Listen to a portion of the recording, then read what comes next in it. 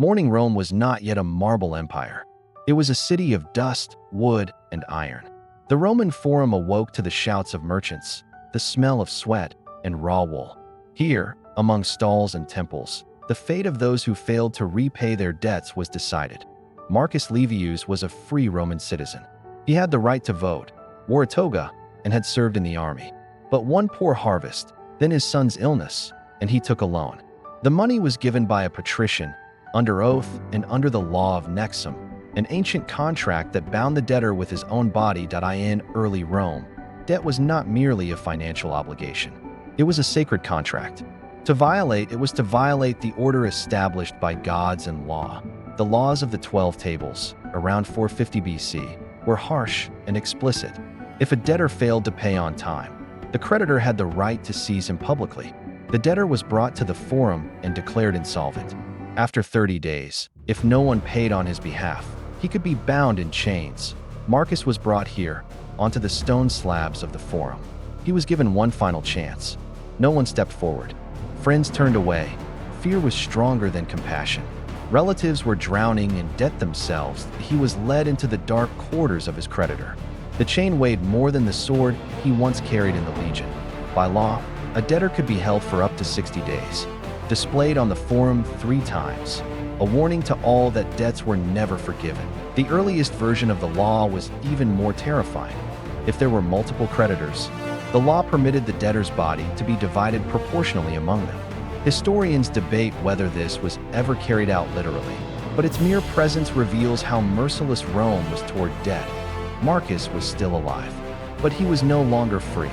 Rome taught a simple lesson. First you lose property, then freedom, and finally, the right to be human. Marcus Livius woke before dawn. In the darkness, days no longer differed from one another. The chain cut into bone, but pain had become background noise, like the Tiber beyond the city walls. He was no longer a prisoner. He was a nexus, a man bound to his creditor by his body. In early Rome, a debtor who failed to repay was not considered a criminal, but he was considered property. Under nexum, a person formally remained a citizen, yet in reality worked like a slave, unpaid, unable to leave, unprotected. The historian Livy describes dozens of such cases. Former soldiers who had bled for Rome returned from war to find their fields destroyed, livestock sold, families buried in debt. They borrowed money and then lost themselves. Marcus worked his creditor's land from sunrise to sunset. He was beaten for slowness. He was fed worse than slaves, because a slave was an asset, while a debtor was merely collateral. The law allowed this, but Rome was built not only on fear, it was built on legions. And here the system cracked. In 495 BC, a man in rags stepped onto the forum. His back was scarred by the whip. He raised his arms and shouted that he had fought for Rome, lost his land during campaign, and that debt had turned him into a slave. This is not legend. Livy records the scene. The crowd erupted. Soldiers saw themselves in him. The plebeians realized a terrifying truth. They were defending a state that sold them into debt. Mass refusals to serve in the army followed.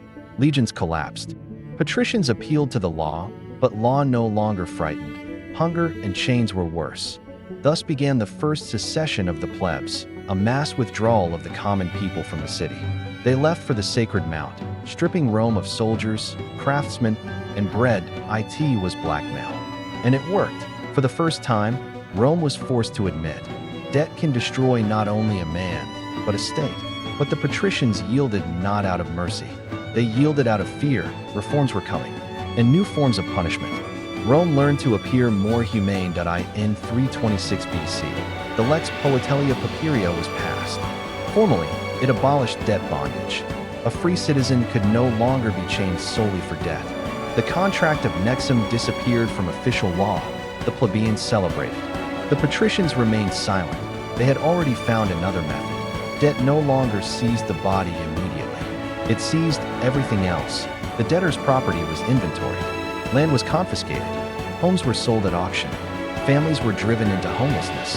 The debtor himself became infamous, a man stripped of honor. Infamia was worse than chains. You could not speak in court. You could not testify. You could not hold office. Your word carried no weight. You remained alive. But socially and politically, in the late Republic, the procedure of missio in bona emerged. Creditors were legally placed into possession of the debtor's property. Civilized in form, total ruin in reality. Former citizens became tenants on their own former land, working for new owners, often the same creditors. They were no longer slaves, but neither were they free. Cicero wrote that debt was the slow death of honor. This was no metaphor. Another mechanism appeared: personal guarantees. If a debtor failed, relatives or guarantors could be held liable. Debt infected entire families, passed on like a curse. This period saw the rise of the proletariat, landless citizens with no property and no future. They lived on irregular wages, sold their votes, and joined the army not for Rome, but for pay. Rome preserved outward order, but inside, it rotted. The law no longer broke men on the forum. It broke them silently. The punishment for debt was no longer death, but a life with no exit. Imperial Rome no longer needed chains. It had taxes, registers, and laws that worked without whips or screams. When the Republic fell and power passed to emperors, debt ceased to be a private matter. It became a matter of the state, especially tax debt. Peasants, the coloni, were formally free, but the land they worked belonged to large estates or the empire itself. Taxes rose. Money was scarce. People borrowed, no longer from patricians, but from officials, tax collectors, and estates. Debt no longer chained the body. It bound people to the land. By the 3rd to 4th centuries AD, a phenomenon emerged that historians view as a precursor to serfdom. Debtors were forbidden to leave their plots until debts were repaid. But repayment was nearly impossible. Interest, penalties, additional levies that a closed circle formed. You cannot leave because you owe. You cannot earn more because you are bound. Debt passes to your children along with the land. The jurist Ulpian wrote plainly, the colonist is not a slave. Yet he is not free. The state protected the creditor, increasingly because the state itself was the creditor. Those who attempted to flee were declared criminals. Laws under Diocletian and later Constantine ordered the forced return of debtors. Escaping debt became a crime against economic order. Historians record mass flights into mountains, deserts, and even barbarian lands. For many, life beyond Rome seemed easier than life in debt under its laws. The empire endured for centuries, but its foundation had collapsed from within. Millions lived without hope of escape from debt. Rome began with chains on the forum. It ended with chains woven into life itself. History leaves a clear lesson. Repeated even today, when debt becomes stronger than the human being, the state loses its future. Rome did not fall in a single day. It sank into debt and never rose again.